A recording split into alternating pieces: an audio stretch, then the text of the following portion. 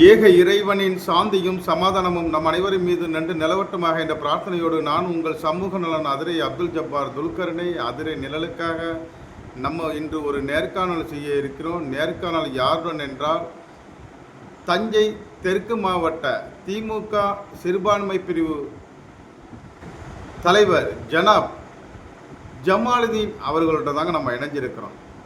வாங்க அந்த வழக்கறிஞர் முனாஃப் அவர்களுடைய இல்லத்தில் இவர் கடைசி வரை இருந்தார், என்ன நடந்தது என நேரடியாக கேட்போம். வாங்க. அஸ்ஸலாமு அலைக்கும் அக்கா. சொல்லுங்க அக்கா. பல்வேறு குற்றச்சாட்டுகள் பல்வேறு பொதுத்தலங்களில் வருது.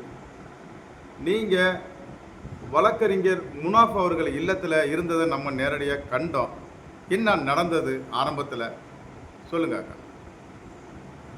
பார்த்து கொண்டிருக்கக்கூடிய அனைத்து அதிரை சொந்தங்களுக்கும் அஸ்ஸலாமு அலைக்கும் வரஹ்மத்துல்லாஹி வபரகாத்துஹு.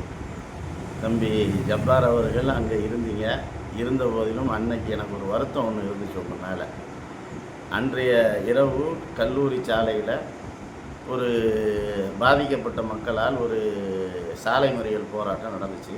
அதை நீங்கள் நேரடி லைவ் பண்ணீங்க. அந்த லைவில் ஏற்கனவே காலையில் நடந்த சம்பவத்துக்கு மாற்றமாக அந்த சகோதரிகள் பேசினதையெல்லாம் நீங்கள் லைவ் பண்ண போகும்போது உண்மைக்கு புறம்பான சம்பவம் சொல்லிக்கிட்டு இருந்தாங்க. அதை நீங்கள் பதிஞ்சிக்கிட்டே இருந்தே அந்த பதிஞ்சதுனால நான் ரொம்ப வருத்தப்பட்டேன். ஆனால் அடுத்த நாள் அந்த பதிவை போட்டுட்டு அடுத்த நாள் உங்கள் கருத்தை நீங்கள் பதிவிட போகும்போது நடந்த உண்மையாக எழுதியிருந்தீங்க. எனக்கு சந்தோஷமாக இருந்துச்சு. அதுக்கு கூட நான் பதில் சூப்பர்னு போட்டு விட்டேன்.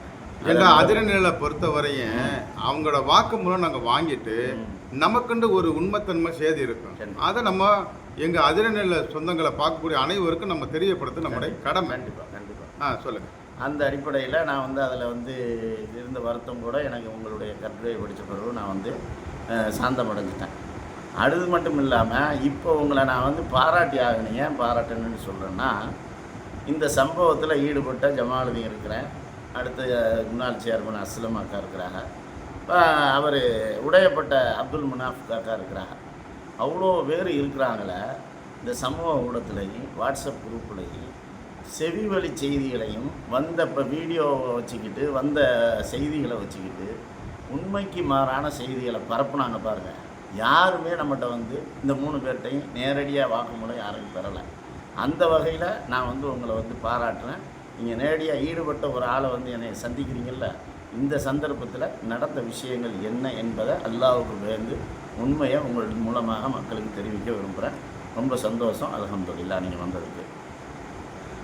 என்ன நடந்துச்சுன்னா, ஆக்சுவலாக 5ஆம் தேதி காலையில் 9 மணிக்கு நாங்கள் என்ன பண்ணுறோம்னா, ஆலடிக்கு முனை பட்டுக்கோட்டைக்கு போகிறோம். யார்? நான், நம்ம யூசுப் மாமா, நம்ம சேர்மன் அஸ்லம் எல்லாம் எதுக்கு போகிறோம்னா, உயர்கல்வித்துறை அமைச்சர் வந்தார், அவருக்கு வரவேற்பு கொடுக்க போனோம்.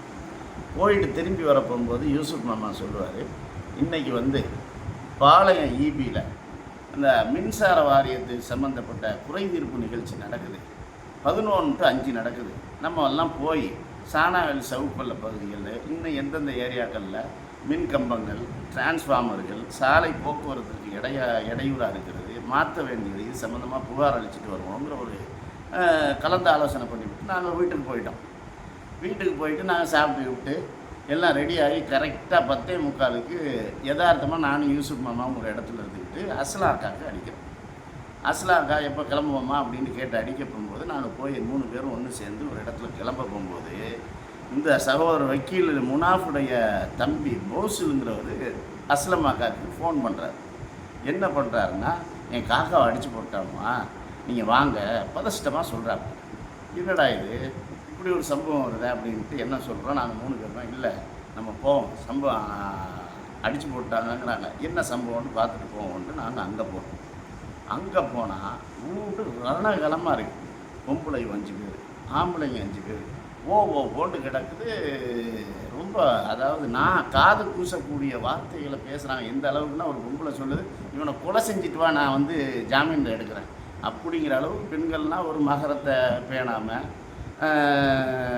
ரொம்ப ஆக்வர்டாக குரலை உயர்த்தி ரொம்ப மோசமாக நடந்துக்கிட்டு இருந்துச்சு. அப்போ நம்ம போய் உட்காந்து அங்கே அவர் வெயிட்டிங் ஹாலில் உட்காந்தா அந்த காசு கொடுத்த நூறுதி அடுத்த அவருடைய மகன் ஏன்னா பணத்தை பறி கொடுத்தவர் அப்படி தானே வேதனைப்படுவார்ன்ட்டு. அல்ல அவங்க வேறப்படுவாங்க, அவங்க வேதனையில் நியாயம் இருக்குது, அதில் எல்லாம் மாற்றுக்கிறது இல்லை.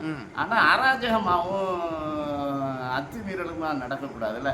போய் அடிச்சுட்டாங்கன்னொடனே நாங்கள் அதை கண்டுக்கிடாமல் இப்போ என்னப்பா உங்களுக்கு பிரச்சனைன்னு கேட்டால் பிரச்சனையை விசாரிக்க போகும்போது சொல்கிறாங்க, இது 3 மாதத்து பிரச்சனை. நாங்கள் பழஞ்சட்டத்தில் எங்கள் சொந்த இடம் இருந்துச்சு, ஒரு இடம், அதை விற்ற காசை கொடுத்தோம். காசை கொடுக்க போகும்போது திருப்பி வாங்கிக்கிட்டாரு. 1 மாதத்தில் நாங்கள் வந்து உங்களுக்கு ப்ராஃபிட்டோடு தர்றேன்னு சொன்னார். சொன்னபடி நடக்கலை. 4 மாதம் ஆயிடுச்சு. ரமணானில் வந்தோம், அதுக்கு முன்னாடியும் வந்தோம். இவர் சொன்னபடி நடக்கலை. இன்றைக்கி கேட்டு வந்தால் ஏற்கனவே எழுதி தந்துருந்தாரு 5ஆம் தேதி நான் வந்து 34 லட்ச ரூபாவும் தர்றேன் அப்படின்ட்டு. இங்கே வந்து கேட்டால் என்னோட இப்போ 12 லட்ச ரூபா தான் இருக்குது, 5 லட்ச ரூபா சேர்த்து நான் வந்து சாயந்தரம் 17 லட்ச ரூபா தர்றேன்னொடனே